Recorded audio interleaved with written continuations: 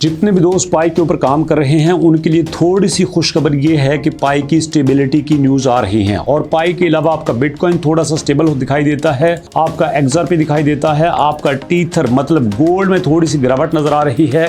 और इसके अलावा आपके लिए इंपॉर्टेंट न्यूज ये है कि आपका इंटरलिंक लैब भी काफी ज्यादा परेशान दिखाई देता है। अगर आप दोस्तों बिटकॉइन पे हैं, आप एक्सआरपी पे हैं, आप बीएनबी पे हैं, तो आपको मार्केट की एक ऐसी हिडन सीक्रेट बताने वाला हूं जो कि आने वाले दिनों में बहुत बड़ा ब्लास्ट हो सकता है। क्या है आज की न्यूज में जानने के लिए आइए मेरे साथ वीडियो की डिटेल की तरफ।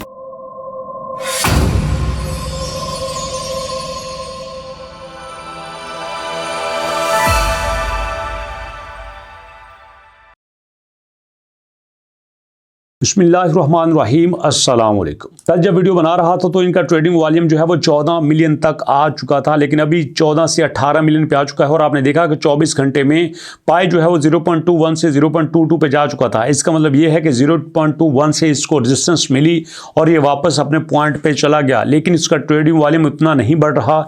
इसका मतलब ये है कि जो इन्वेस्टर है वो थोड़ा सा पीछे हट रहा है। और इसके अलावा आप देख सकते हैं कि ऐसी सिचुएशन में पाई कोर टीम जो है वो बिल्कुल शांत बैठी हुई है, बिल्कुल क्वाइट बैठी हुई है। यहां पे इसके बारे में कोई बड़ी न्यूज़ नहीं आ रही। अगर हम दुनिया के बाकी प्लेटफॉर्म की बात करें तो जहां पे डेली अपडेट्स आती हैं, जहां पे बड़ी बड़ी न्यूज़ आती हैं, वहां पे भी देखें 18 घंटे हो चुके हैं। यहां पाई के बारे में बड़ी न्यूज़ सिर्फ ये है कि जो उन्होंने अपनी KYC के लिए AI को इन्वॉल्व किया है वही आपको दिखाई देता है।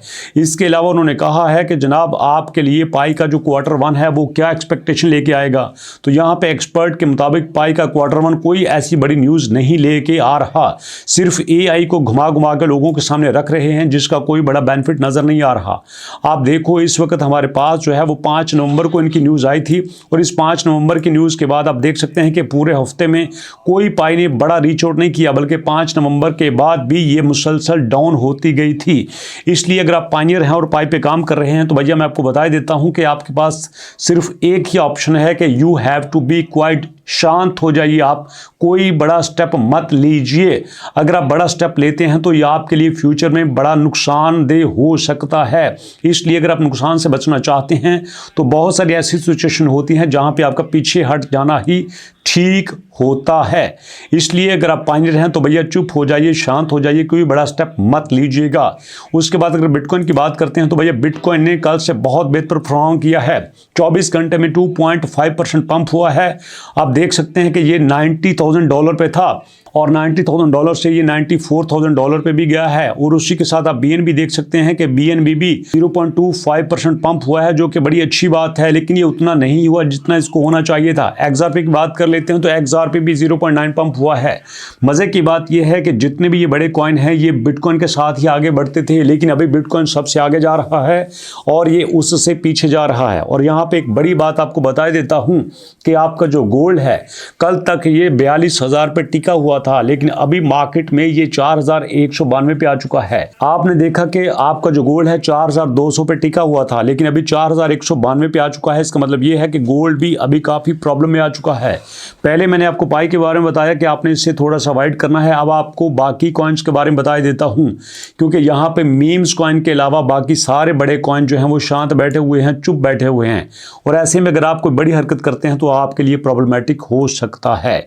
इसलिए दोस्तों आपको बता देता हूं कि गोल्ड अगर नीचे जा रहा है तो इसका मतलब ये नहीं है कि यहां से ये बाउंस बैक करेगा। कुछ नहीं हो सकता, मार्केट में कोई पता नहीं है कि फ्यूचर में कौन सी बड़ी न्यूज़ आ सकती है।